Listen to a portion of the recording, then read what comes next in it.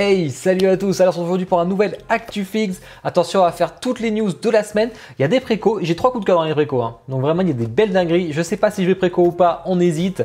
Pas mal de tease, surtout au niveau des prods, il y a des choses qui arrivent et ça c'est cool. Allez, on va attaquer sans plus tarder avec les précos manga. Bon, comme d'hab, hein, n'hésitez pas à me dire en commentaire votre top, votre flop, ce que vous avez les précos, ce que vous trouvez dégueulasse, ce que vous trouvez à chier, ce que vous aimez beaucoup. Franchement, dites-moi, très intéressant à lire. Allez, on commence avec une préco Dragon Ball, chose qu'on voit pas très souvent, c'est Beatsway et franchement, c'est une dinguerie, je trouve. C'est Lunch. Alors Lunch en version, elle a éternué, hein. Forcément, elle est en mode vénère sur sa moto, avec son gun. Franchement, elle est super stylée. Bon, un sacré boule forcément. Pas très grande, elle est qu'à 350 $ plus l'importation. Donc pour l'instant, elle n'est pas encore dispo chez les shops, mais de toute façon, je vous mets le lien dans la description et sur mes réseaux dès que c'est dispo. Il y a des LED dans le scooter, à l'avant et à l'arrière sur les phares. On a un petit switch au niveau du gun. Si vous préconisez dans une période donnée, vous aurez aussi la mitraillette. Et franchement, la mitraillette est plutôt cool, je trouve, hein, avec les balles qui sortent en même temps comme s'il y avait, si la figurine était en mouvement. Et ça, c'est plutôt sympa. Franchement, elle est cool. J'adore. Ça, c'est un coup de cœur. Je suis curieux de voir ce que vous en pensez, vous aussi. Ensuite, on a Aries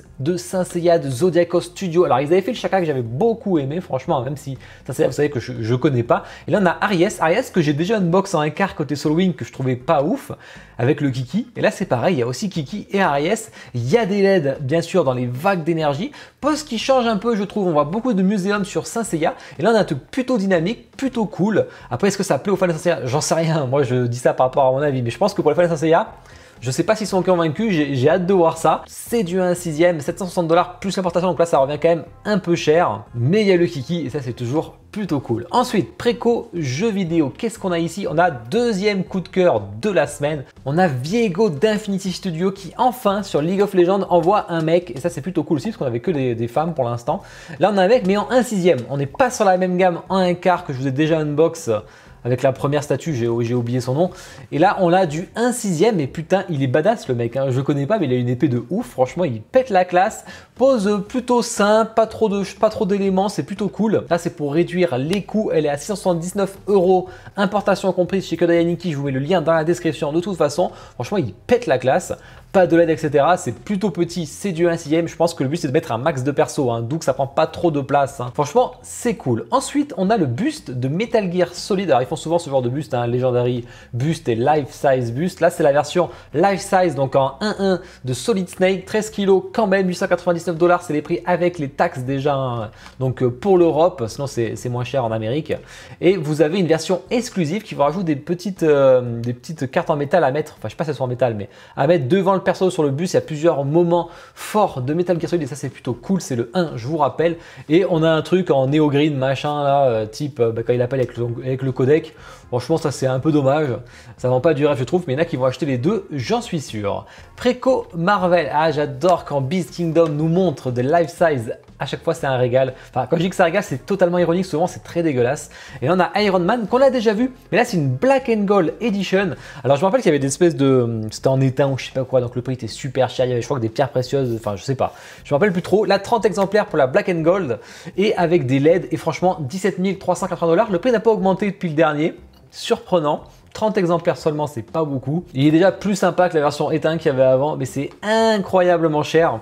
Moi, j'irais plus vers Queen dans ces cas-là. Si vous voulez un, vous serez qu'à entre guillemets 10 000 €. Préco film série TV, on a un truc sympa, surprenant, Elendil chez Weta qu'on voit en 1/6, hein. Mais il est plutôt cool, il a plutôt bien fait. Il y aura une période de préco, après les exemplaires seront limités, c'est pas une open edition comme on a l'habitude.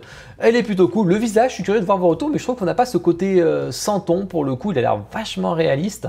Je suis assez curieux de voir vos retours là-dessus. Bon, comme d'hab, c'est la statue pas très chère, pas très grande et ça c'est cool. ECC, on avait parlé la semaine dernière. Alors les dimensions sur la gauche c'est le perso, enfin c'est les 4 petits œufs et les dimensions à droite c'est le bébé T-Rex si vous préférez. 799 $ pour l'ensemble, putain c'est vachement cher hein, pour ce que c'est, hein. C'est vachement petit mais 800 $, hein, plus l'importation, hein. J'ai pas l'importation là-dedans, je trouve ça extrêmement cher. Après c'est joli, il n'y a pas à dire. Et le petit moustique dans l'ambre, ça c'est plutôt cool, plutôt joli, même si je trouve le socle assez moche là, ce gris là. Faudrait voir en vrai ce que ça donne. Là, on dirait que c'est cheap de ouf. J'imagine que c'est pas le cas en vrai. On n'est qu'à 107 $, mais 2000 exemplaires, donc il y a un tirage limité. Préco autre, là, troisième coup de cœur et le meilleur coup de cœur que j'ai eu, voire une préco parce que je sens que je vais craquer. Balor, design un peu style Warcraft comme j'aime. Dark Blood, série de Dear Lord Studio. Et là, on a la version 1,5 comme le King Arthur, donc qui est fait pour le rejoindre. Donc elle fait quand même 110 cm de haut, 90 de large et 78 de profondeur. Moins d'exemplaires et 2320 $. Elle est chez Kodayaniki, je vous rappelle que son fournisseur officiel. Elle est à 2700 et quelques euros avec l'importation, ce qui est vraiment plutôt cool. Et vous avez une version 1.6 de 35 cm qui est beaucoup plus abordable, 385 $, donc elle est à 569 euros chez nous. Plus gros tirage, mais là elle est petite, elle rentre là, au moins si vous pouvez continuer la gamme. Le King Arthur n'est pas prévu pour l'instant, mais si un jour ils ont le temps, pourquoi pas, il m'avait répondu. Version exclusive, là par contre c'est vous précommandez que jusqu'au 7 octobre, après ce sera plus possible de l'avoir. Et c'est que pour la version 1,5, vous avez une petite LED dans l'œil type Sauron ouverte, franchement c'est génial, j'adore. Et vous avez une épée en plus, pas de photo encore pour l'épée, mais j'ai hâte de la voir, je pense qu'on fera une petite vidéo comme d'hab, comme on a fait pour King Arthur. Franchement une prestance de dingue, j'adore ce statut. Je la préfère peut-être même au King Arthur là, parce que vraiment, c'est vraiment mon style de perso. On a fait le tour des précos, on va passer au tease. Je me rappelle même plus ce qu'il y a, donc j'ai hâte de redécouvrir en même temps que vous. Bon, comme d'hab, je vous mets tous les liens affiliés dans la description. Si vous passez par mon partenaire Kodayaniki, ça participe à la cagnotte, ça me soutient, n'hésitez donc pas. Et en plus, c'est safe à 100%. Au niveau du planning, on se retrouve dès ce soir pour un unbox très sexy avec, sur Twitch avec Mina de Tri-Eagle Studio, leur deuxième statut. Enfin, elle est arrivée chez nous. J'ai hâte de l'unbox, elle a l'air très stylée. En plus, perso archer comme j'aime.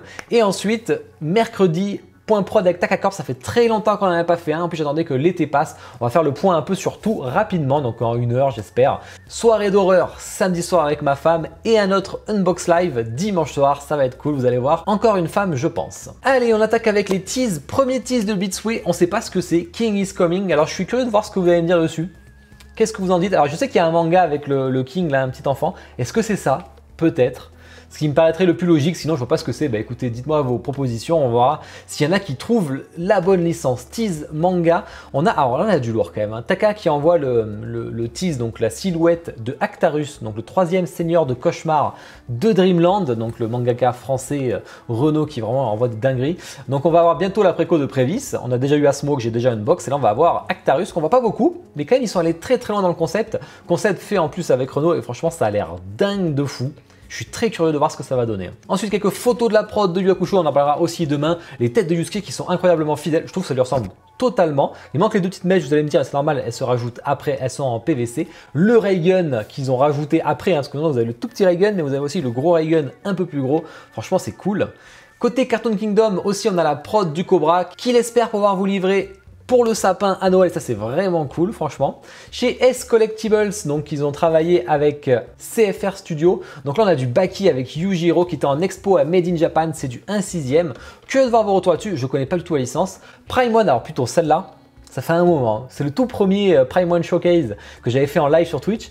Le Freezer qui devait arriver, c'est cancel. Voilà, vous ne le verrez jamais, il est cancel, c'est bien dommage. Et on a du Yu-Gi-Oh avec un petit dragon aux yeux rouges, je crois qu'ils n'ont pas marqué bleu, hein. Donc là, bon les pros me diront, hein, mais on a un petit tease qui sera en préco l'année prochaine chez First 4 Figure. Ensuite, tease jeux vidéo, la prod de Pure Art de la Soul Calibur, ça c'est cool, j'aime beaucoup ce statut, surtout avec le vitrail derrière, là il n'y est pas, mais vraiment c'est stylé.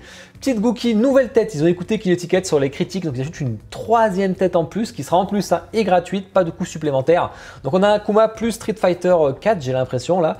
Plutôt stylé, mais c'est pareil, je le trouve encore le visage un peu dur, mais c'est un peu le style de la statue, j'ai l'impression. Darksiders, alors putain j'en parlais il y a pas longtemps, en plus c'est marrant, hein, on dirait comme s'ils écoutaient, qu'ils ont sorti en même temps le tease pour me dire non, cancel pas tes Darksiders, il arrive ton perso favori. Donc Strife, où il nous proposait de choisir la pose avec les lettres et le socle avec les chiffres.